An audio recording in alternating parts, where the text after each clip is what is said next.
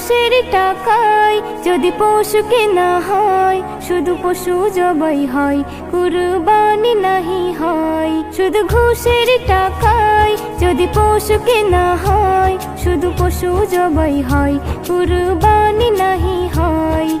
এমন যারা করে তারা নিজেকে ঠকায়, মনে করে সবার সেরা আমি দুনিয়ায়।